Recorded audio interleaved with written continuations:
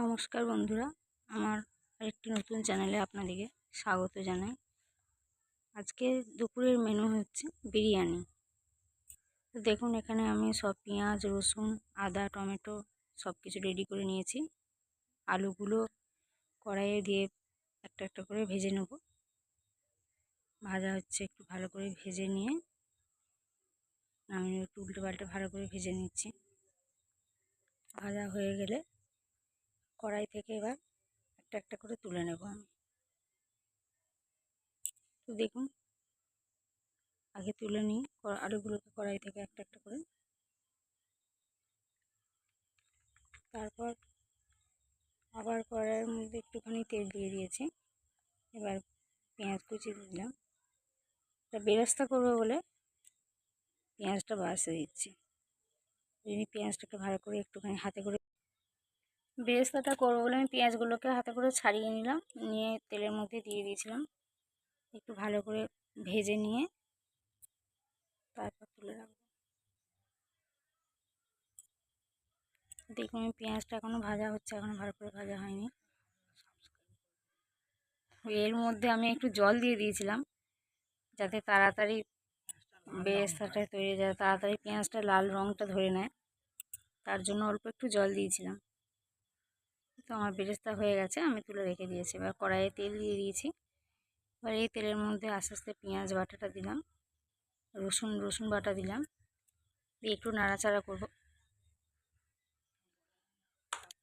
তো আমার রান্না যদি আপনাদের ভালো লেগে থাকে, প্লিজ আমার চ্যানেলটা একটু সাবস্ক্রাইব করে দেবেন। দেখুন, এই বাটিটার মধ্যে জিরে গুঁড়ো, হলুদ গুঁড়ো, আদা বাটা, লঙ্কার গুঁড়ো, নুন আমি সব কিছু দিয়ে রেডি করে নিয়েছিলাম একসাথে। দিয়ে ওর মধ্যে একটুখানি জল দিয়ে আর এই মশলাটাকে পেঁয়াজের মধ্যে দিয়ে দিলাম। দিয়ে একটু ভালো করে নাড়াচাড়া করে একটু ভালো করে কষিয়ে নিতে হবে, যাতে মশলাটার মধ্যে কাঁচা গন্ধটা না থাকে। একটু ভালো করে কষিয়ে নেব। একটু কষানো হয়ে গেছে, এবার টমেটো কুচি করা ছিল, সেই টমেটো কুচিগুলো দিয়ে দিলাম। দিয়ে আর একটু টমেটোগুলোকে ভালো করে মশলার সঙ্গে নাড়াচাড়া করে নিচ্ছি। কষানো হয়ে গেছে, এবার আমি মাংসগুলো কড়াইয়ের মধ্যে দিয়ে দেবো। মাংসগুলো ভালো করে ধুয়ে নিয়ে রেখে দিয়েছিলাম জল ঝরিয়ে। দুটো কাঁচা লঙ্কা দিয়ে দিলাম। এবার মাংসগুলোকে আমি ভালো করে মশলার মধ্যে কষিয়ে নেব। তো আমার কষানো হয়ে গেছে। এবার একটুখানি ফাটানো টক দই আমি দিয়ে দিলাম মাংসটার মধ্যে, দিয়ে আরেকটু ভালো করে কষিয়ে নেব। তো টক দই দিয়ে কষানো হয়ে গেছে, এবার বিরিয়ানি মশলাটা দিয়ে দিলাম।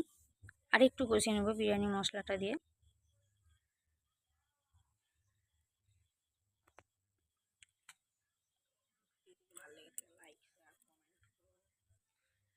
এবার ভাজা আলুগুলো আমি দিয়ে দিলাম এর মধ্যে, যাতে আলুগুলোর মধ্যে একটুখানি মশলা ঢুকে যায়, তাহলে খেতেও একটু টেস্ট হবে।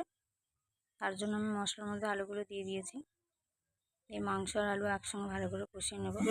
আমার কষা হয়ে গেছে মাংস আর আলু। এবার আমি এটা ঢাকা দিয়ে দেব। এখানে আমি একটা বড় জায়গা নিয়ে নিয়েছি, নিয়ে ভালো করে ঘিটাকে আমি লাগিয়ে দিলাম। দিয়ে এর মধ্যে ভাত দিয়ে দিয়েছি, একটু ভাত দিয়ে দিলাম। এবার মাংস, আলু সব দিয়ে দেবো এর মধ্যে।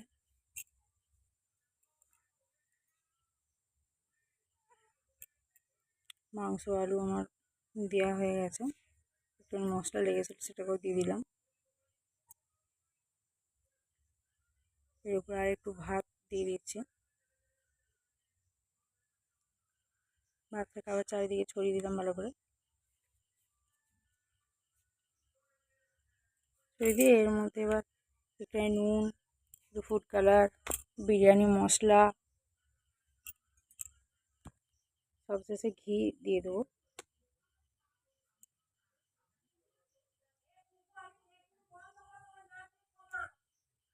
দেওয়া হয়ে গেছে, এবার ঘিটা আমি দিয়ে দিল।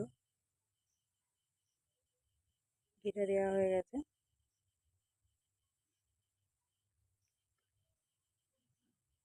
এবার বেরেস্তাটা দিয়ে দিচ্ছি, পেঁয়াজের বেরেস্তাটা।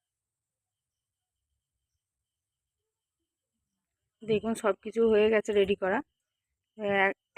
এক চামচ আমি কেওড়া জল দিয়ে দিলাম, আর 1 চামচ গোলাপ জল, আর সবশেষে মিঠা আতর দিয়ে দিয়েছি। দিয়ে আটার একটা ডো, আটা দিয়ে ভালো করে আমি চেপে বন্ধ করে দিলাম।